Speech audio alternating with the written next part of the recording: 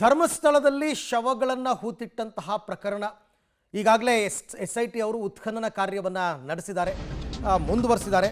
ಒಟ್ಟು 8 ಜಾಗಗಳ ಉತ್ಖನನ ಮುಕ್ತಾಯ ಆಗಿದೆ.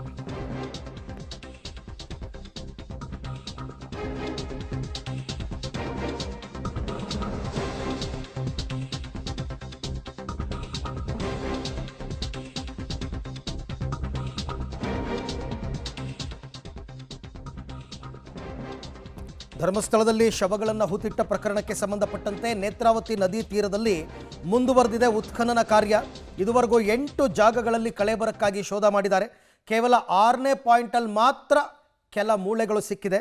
ಇವತ್ತು 9, 10, 11, 12, 13 ಈ ಪಾಯಿಂಟ್ಗಳಲ್ಲಿ ಶೋಧ ಮುಂದುವರಿಯುತ್ತೆ. ಬೆಳಗ್ಗೆ 11 ಗಂಟೆಗೆ 9ನೇ ಪಾಯಿಂಟ್ನಿಂದ ಉತ್ಖನನ ಪ್ರಕ್ರಿಯೆ ಆರಂಭ ಆಗುತ್ತೆ. ಒಂದೇ ದಿನಕ್ಕೆ ಎಲ್ಲವನ್ನೂ ಮಾಡ್ತಾರೆ ಅಂತ ಹೇಳೋಕ್ಕಾಗಲ್ಲ. ಅಲ್ಲಿ ಏನೂ ಸಿಗಲಿಲ್ಲ ಅಂದರೆ ಬೇಗ ಮುಗಿಸ್ಕೊಂಡು ಹೋಗ್ತಾರೆ. ಬಟ್ ಏನಾದರೂ ಸಿಕ್ಕಿದ್ರೆ ಅಗಿಯುವ ಕಾರ್ಯ ಜಾಸ್ತಿ ಆಗುತ್ತೆ ಇನ್ನೂ ಕೂಡ. ಹಾಗಾಗಿ ಇವತ್ತು ಒಂದೇ ದಿನಕ್ಕೆ 13 ಪಾಯಿಂಟು ಮುಗಿದೋಗುತ್ತೆ ಅಂತ ಹೇಳಕ್ಕೆ ಬರಲ್ಲ. It depends. ಈಗ ಮೊನ್ನೆ ನೋಡಿ ಒಂದೇ ಒಂದು ಪಾಯಿಂಟ್ ಅಗದಿದ್ದವರು, ಯಾಕೆಂದರೆ ಅಲ್ಲಿ ಮೂಳೆ ಸಿಕ್ಕಿತ್ತು 6ನೇ ಪಾಯಿಂಟಲ್ಲಿ. ನಿನ್ನೆ 2 ಮಾಡಿದ್ರು. ಬೆಳಗ್ಗೆ ಸೆಷನ್ನಲ್ಲಿ 1, ಮಧ್ಯಾಹ್ನದ ಸೆಷನ್ನಲ್ಲಿ 1, ಅಂದರೆ 7 and 8 ಆಯಿತು. ಇವತ್ತು 9ರಿಂದ ಶುರು ಮಾಡ್ತಾರೆ. ನೋಡೋಣ. 9ರಿಂದ ಶುರು ಮಾಡಿದ್ದು ಏನೂ ಸಿಗಲಿಲ್ಲ ಅಂದರೆ ಬೇಗ ಕೆಲಸಗಳಾಗಬಹುದು. ಇಲ್ಲ ಅಂದರೆ ಅದರದ್ದೇ ಆದಂತಹ ಸಮಯ ತಗೊಳ್ಳುತ್ತೆ. 9, 10 ಇವತ್ತು 2 ಪಾಯಿಂಟ್ ಆಗಬಹುದು.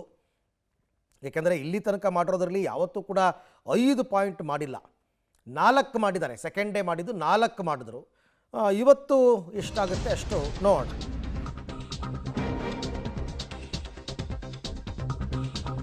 ಇನ್ನು ಧರ್ಮಸ್ಥಳದ ಕಾಡಿನಲ್ಲಿ ಸಿಕ್ತಲ್ಲ ಅಸ್ಥಿ ಪಂಜರ 6ನೇ ಪಾಯಿಂಟಲ್ಲಿ, ಅದು ಯಾರದ್ದು ಅಂತ ಈಗ SIT ಅವರು ತನಿಖೆ ಮಾಡಬೇಕಲ್ಲ. ಸೊ ಬಗೆದಷ್ಟು ಬಯಲಾಗ್ತಾ ಇದೆ ಸಮಾಧಿ ನಂಬರ್ 6ರ ರಹಸ್ಯ.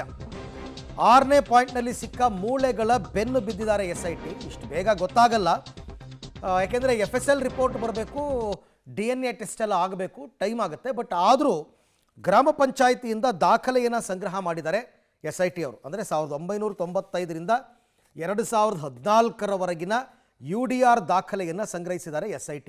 ಅದರಲ್ಲಿ ಅದು ಎಷ್ಟು ಸಿಕ್ಕಿದೆಯೋ UDR ದಾಖಲೆಗಳು, ಅದರಲ್ಲಿ ಯಾರ್ದು ಅಂತ ಹೆಂಗೆ ಗೊತ್ತಾಗುತ್ತೆ? ತನಿಖೆಯನ್ನು ಆರಂಭ ಮಾಡಿದಾರಷ್ಟೇ. ನಿಮಗೊಂದು 200-300 UDR ಪ್ರಕರಣ ಸಿಕ್ಕಿದ್ರೆ ಅದರಲ್ಲಿ ಈ ಬಾಡಿ ಯಾರದ್ದು ಅಂತ ಹೆಂಗೆ ಬರ್ತೀರಾ ಕನ್ಕ್ಲೂಷನ್ಗೆ? FSL ರಿಪೋರ್ಟ್ನಲ್ಲಿ ಇದನ್ನು ಎಷ್ಟು ವರ್ಷಗಳ ಹಿಂದೆ ಇದು ಮೃತಪಟ್ಟಿರಬಹುದು ಅಂತಕ್ಕಂಥದ್ದನ್ನು ಪತ್ತೆ ಹಚ್ಚಿ ಆಮೇಲೆ ಮಿಕ್ಕಿದ ತನಿಖೆಯಲ್ಲ. ಈ ಬಗ್ಗೆ ಮತ್ತಷ್ಟು ಮಾಹಿತಿ ನನ್ನ ಕೊಲೀಗ್ ದೀಪಕ್ ಜೈನ್ ಅವರಿಂದ ಪಡ್ಕೊಳ್ಳೋಣ. ದೀಪಕ್, ಈಗ 6ನೇ ಪಾಯಿಂಟಲ್ಲಿ ಸಿಕ್ಕಂತಹ ಅಸ್ಥಿ ಪಂಜರ ಯಾರದ್ದು ಅನ್ನೋದು SIT ತನಿಖೆ ಯಾವ ರೀತಿ ನಡೀತಾ ಇದೆ, ಅದಕ್ಕೆ ಹೆಂಗೆ ಮಾಹಿತಿ ಕಲೆ ಹಾಕ್ತಾ ಇದ್ದಾರೆ? ಯಾಕೆಂದರೆ FSL ರಿಪೋರ್ಟ್, DNA ರಿಪೋರ್ಟ್ ಬರೋ ತನಕ ಕನ್ಫರ್ಮ್ ಆಗಿ ಹೇಳೋಕ್ಕಾಗಲ್ಲ ಅಂತ ನನ್ನ ವಾದ. ಏನಿದೆ ಮಾಹಿತಿ ಇದಕ್ಕೆ ಸಂಬಂಧಪಟ್ಟಂತೆ? ಹೌದು ಅರವಿಂದ್, ಈ 6ನೇ ಪಾಯಿಂಟ್ನಲ್ಲಿ ಸಿಕ್ಕಂತಹ ಮೂಳೆಗೆ ಸಂಬಂಧಪಟ್ಟ ಹಾಗೆ ಒಂದು ವಿಧಿವಿಜ್ಞಾನ ಪ್ರಯೋಗಾಲಯಕ್ಕೆ ಆ ಎಲ್ಲ ಸ್ಯಾಂಪಲ್ಗಳನ್ನು ಕಳಿಸಿರುವಂಥದ್ದು. ಕೇವಲ ಮೂಳೆ ಮಾತ್ರ ಅಲ್ಲ, ಅಲ್ಲಿ ಸಿಕ್ಕಿರುವಂತಹ ಬಟ್ಟೆ ವಸ್ತುಗಳು ಮತ್ತು ಆ ಮೂಳೆಗೆ ಅಂಟುಕೊಂಡಿರುವಂತಹ ಮಣ್ಣು ಎಲ್ಲವನ್ನ ಕೂಡ ಪ್ಯಾಕ್ ಮಾಡಿಕೊಂಡು ಅದನ್ನು ರವಾನೆ ಮಾಡಿರುವಂಥದ್ದು. ಅದರ ಜೊತೆಗೆ ಅದರ ಮಾರನೇ ದಿನವೇ SITಯ ಒಂದು ತಂಡ ರಚನೆ ಮಾಡಿಕೊಂಡಿದ್ದಾರೆ. ಯಾಕಂದರೆ ಒಂದು ಧರ್ಮಸ್ಥಳ ಗ್ರಾಮ ಪಂಚಾಯತಿಗೆ ಸಂಬಂಧಪಟ್ಟ ಹಾಗೆ ಆ ಟೀಮ್ ತೆರಳಿರುವಂಥದ್ದು. ಅಲ್ಲಿ ಕಳೆದ 20 ವರ್ಷಗಳಲ್ಲಿ ಯಾವುದೆಲ್ಲ ಅನ್ಯಾಚುರಲ್ ಡೆತ್ ಆಗಿತ್ತು ಮತ್ತು ಈ ಪಂಚಾಯತ್ಗೆ ಸಂಬಂಧಪಟ್ಟ ಹಾಗೆ ಮತ್ತು ಅರಣ್ಯ ಭೂಮಿಯಲ್ಲಿ ಯಾವೆಲ್ಲ ಮೃತದೇಹಗಳನ್ನು ಅಲ್ಲಿ ದಫನ್ ಮಾಡಲಾಗಿತ್ತು, ಇದರ ಡೀಟೇಲ್ ಅನ್ನು ಪಡ್ಕೊಂಡಿದ್ದಾರೆ. ಸೇಮ್ ಟೈಮ್ ಧರ್ಮಸ್ಥಳ ಪೊಲೀಸ್ ಠಾಣೆಗೂ ಕೂಡ ತೆರಳಿರುವಂಥದ್ದು ಈ ಟೀಮು. ಆ 20 ವರ್ಷದಲ್ಲಿ ಯಾವೆಲ್ಲ ದಾಖಲೆಗಳು ನಿಮ್ಮ ಬಳಿ ಇದೆ ಅನ್ನುವಂಥದ್ದು. ಯಾಕಂದರೆ ಅದು ನದಿ ತೀರದಲ್ಲಿ ಬಂದಂತಹ ಮೃತದೇಹ ಅಂತೇಳಿ ಸದ್ಯಕ್ಕೆ ನಮಗೆ ಸಿಕ್ಕಿರುವಂತಹ ಮಾಹಿತಿ. ಹಾಗಾಗಿ ನದಿ ತೀರದಲ್ಲೇ ಸುಮಾರು ಒಂದು 30 ಫೀಟ್ ಕಾಡಿನ ಬದಿಗೆ ಆ ಮೃತದೇಹವನ್ನು ಅಂತ್ಯ ಸಂಸ್ಕಾರ ಮಾಡಲಾಗಿತ್ತು ಅನ್ನುವಂಥದ್ದು.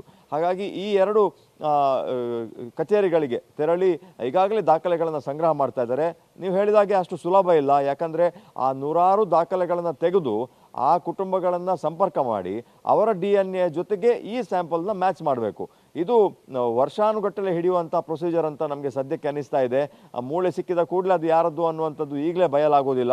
ಯಾಕಂದರೆ ಆ ಎಲ್ಲ ಫ್ಯಾಮಿಲಿಗಳನ್ನು ಸಂಪರ್ಕ ಮಾಡಬೇಕು, ಅವರೆಲ್ಲರೂ ಕೂಡ ಬರಬೇಕು ಮತ್ತು ಅದು ಆ ಸ್ಯಾಂಪಲ್ ಕೊಟ್ಟ ನಂತರ ಆ ರಿಪೋರ್ಟ್ ಬರಲಿಕ್ಕೆ ಮತ್ತೆ ತಿಂಗಳಾನುಗಟ್ಟಲೆ ಕಾಯಬೇಕಾಗ್ತದೆ. ಹಾಗಾಗಿ ಇದೊಂದು ವರ್ಷಗಟ್ಟಲೆ ಪ್ರೊಸೀಜರ್ ಅಂತ ಅನ್ನಿಸ್ತಾ ಇದೆ Arvind. Right Deepak, thank you. ತಮ್ಮೆಲ್ಲ ಮಾಹಿತಿಗೆ ಧನ್ಯವಾದ. ನಿಜ, ನಿನ್ನೆ ಕೆಲವು ಎಕ್ಸ್ಪರ್ಟ್ಸ್ ಹತ್ರ ನಾವು ಮಾತನಾಡ್ತಾ ಇದ್ದಾಗ ಹೇಳಿದರು 6 ತಿಂಗಳಿಂದ 1 ವರ್ಷ ಆದರೂ ಆಗುತ್ತೆ ರಿಪೋರ್ಟ್ ಕೊಡೋದಕ್ಕೆ ಅಂತ. ಆ ಡೆಡ್ ಬಾಡಿ ಅಸ್ಥಿಪಂಜರ ಸತ್ತಿದ್ದು ಯಾವಾಗ ಅಂತ ಫಸ್ಟ್ ಪತ್ತೆ ಹಚ್ಚಬೇಕು. ಅದು FSL ರಿಪೋರ್ಟಲ್ಲಿ ಗೊತ್ತಾಗುತ್ತೆ. ಆಗ ಆ ಇಯರ್ನಲ್ಲಿ ಯಾವುದು UDR ದಾಖಲಾಗಿದೆ ಅದನ್ನು ತೆಗೆದು ಆ ಫ್ಯಾಮಿಲಿಯವ್ರನ್ನ ಕಾಂಟ್ಯಾಕ್ಟ್ ಮಾಡಿ ಅವ್ರ DNA ತೆಗೆದು ಎರಡೂ ಮ್ಯಾಚ್ ಮಾಡಿ ರಿಪೋರ್ಟ್ ಬರೋದಕ್ಕೆ ಇಟ್ ಟೇಕ್ಸ್ ಟೈಮ್. 1 ವರ್ಷ ಆದರೂ ಆಗಬಹುದು. ಒಂದೊಂದು ಶವವನ್ನು ಇಂಡಿವಿಜುವಲ್ ಆಗಿ ಒಂದೊಂದು ಅಸ್ಥಿಪಂಜರವನ್ನು ಟೆಸ್ಟ್ ಮಾಡಬೇಕಾಗುತ್ತೆ. ಹಾಗಾಗಿ ಈಗ ಸದ್ಯಕ್ಕೆ ಒಂದೇ ಸಿಕ್ಕಿರೋದು, ಅದನ್ನು FSLಗೆ ಈಗ ರವಾನೆ ಮಾಡಿದ್ದಾರೆ.